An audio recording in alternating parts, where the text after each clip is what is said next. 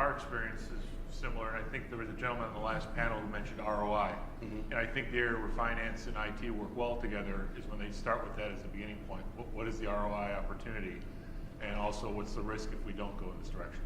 So that's been my experience in terms of where we've been most successful at deploying digital components of our business. So where you can demonstrate a clear financial or other business benefit? Yeah, but it's a partnership. So my point is, it's not the IT folks just coming in and saying, look, there's an ROI here. It's not the finance guys just coming in there and saying, where's the return on investment? They're working together, saying, look, this would be an opportunity for better employee engagement or better customer engagement. Can we figure out a way to make this work financially? If that case is there, then everything else falls in alignment from there. And maybe it's just sort of the last few months I've been thinking about something, but I thought that what I saw was that finance and IT may be defining the issue differently. My experiences talking to prospects and customers of late is that when finance is asked about financial systems, they think primarily about accounting systems. They think primarily about general ledger, accounts payable, accounts receivable, fixed assets, those kind of things that ERP finance has been for years and years and years. And for the most part, that stuff's not broken, so they don't see the problems there. If you talk to IT, though, and I think if you expand the question to finance and ask, are you thinking about new planning systems? Are you thinking about new analytics, new reporting, potentially new filing kind of systems? They probably agree. And so I think finance is seen, or finance and IT may be defining what financial systems are very differently.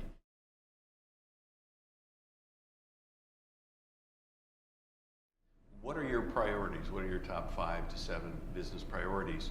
And then we ask them which systems are, or how are the systems associated with these priorities either helping or hindering you?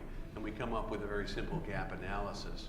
And so we actually have been, I think we probably shared this with Workday, we come up with some very interesting gaps. We call them the effectiveness gaps between how strong a business priority, say closing, every quarter is, versus what are our systems actually able to do.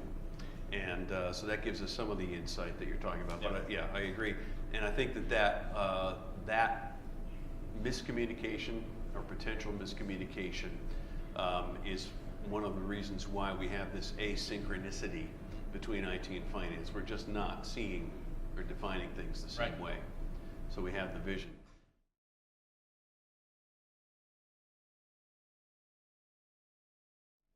We survey senior level financial executives every year on their IT issues. And over the last several years, we asked a good question: when will over 50% of your transactions be in the cloud? Or we used to call it software as a service, but in the cloud.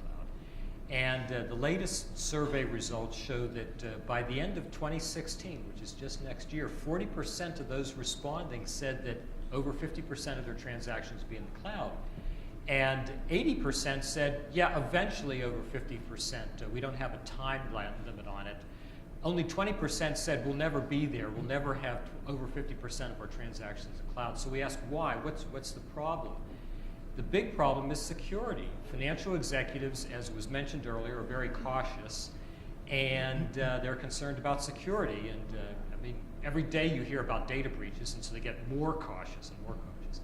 Another issue is a lot of the larger companies have ERP systems, and it's going to take a while to get those in the cloud, and they want to know, how are we going to transition? We need a plan to get from our ERP to a hybrid cloud or hybrid ERP with cloud, and what does that transition mean, and who's going to do that, and what problems are they going to have? So there are concerns from the financial.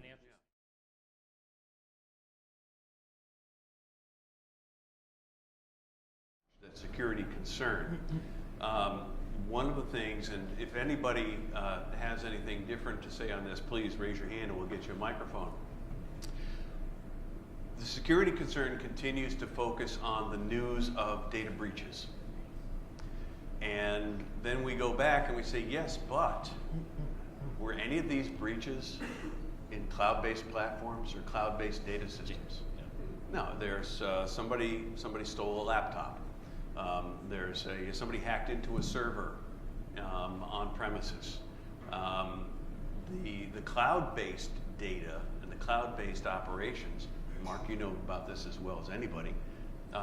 These are architected from the first thought to be that much more secure, reliable, available, and so on. How do you overcome that perception, or can you overcome that perception? The key word in that is perception, which is a really good one, because it is a perception much more than a technical reality. I think that one of the things, there's a couple things. One is literally, how do you view this and sort of fear of the unknown? I think just personally, my grandfather never wrote a check, I don't think. He trusted cash. My dad would never go to an ATM. And he would never buy anything online, because I don't want my credit card out there. Yet he'll give his credit card to a waiter in a restaurant and go back and I'll make 50 copies of it and hand it out. So it's all about perception, right? And so some people are here to, I'm never going to put my stuff in the cloud. It's dangerous. And I think that that's sort of a psychological thing that we have to get over time. And just by, we're now 10 plus years into vendors like Salesforce or Workday, et cetera. Without any big problems, it's starting to make that a little more comfortable.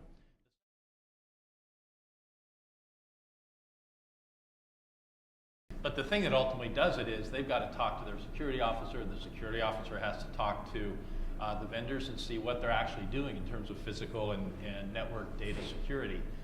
And then see that there's organizations like Symantec run cloud systems. So it's not a technical issue really. It's about how do you get over that emotional and psychological hurdle of it makes no sense to put that stuff in the cloud.